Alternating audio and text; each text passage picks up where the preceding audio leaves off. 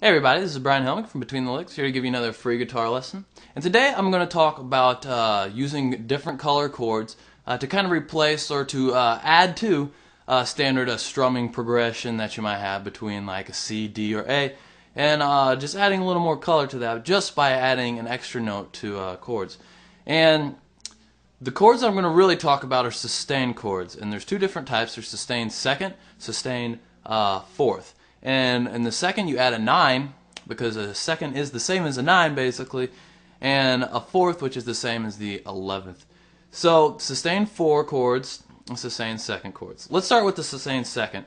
Popular chord, obviously C, very popular, probably, I don't know how many times I've played it. So just a regular major chord, you add that D to it, and you basically get, you know, an airier, more open, free sounding chord. And it kind of creates movement. You don't necessarily have to move to a different chord to get a little bit of movement while you're playing. Example of that same chord in a D. You play a D chord just like regular, and you drop that E chord down, and you get a little more of an airy sound. And the same thing for the A. You drop down to that open B, and it gets that open airy sound. And that's a sustained second or add 9 chord.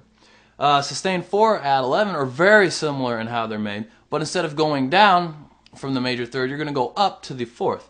So here's a C, just regular major chord. Now you want to get rid of that E. You don't want to play the E with that in there because you get a little bit of clash because you're wanting to add an F to it. You get a little more color. A D also very popular to add that 11th from the major.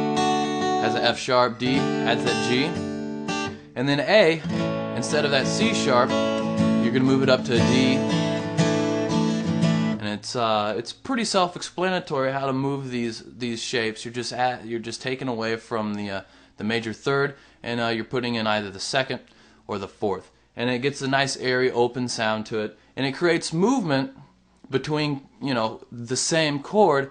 And you don't have to change the root or the basic chord that you're playing. You can just go for, you know, a C, add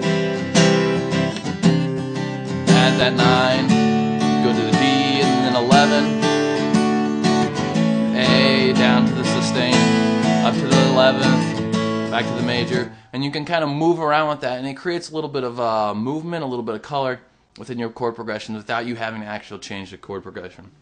Word of warning though, if you're playing a song that there are vocals above, and it's not your own song, and you're kind of stuck in with the melody because you don't want to move around someone else's melody so much, especially if it's a famous song, you can get a little bit of clashing between, you know, the major third, and you can get a little bit of a clashing when you got the same notes going at the same time. So keep that in mind. And just try it out. Get used to adding these different colors to your playing. You'll be proud. You'll be glad you did. So, anyways, thank you, and there'll be more guitar lessons coming up.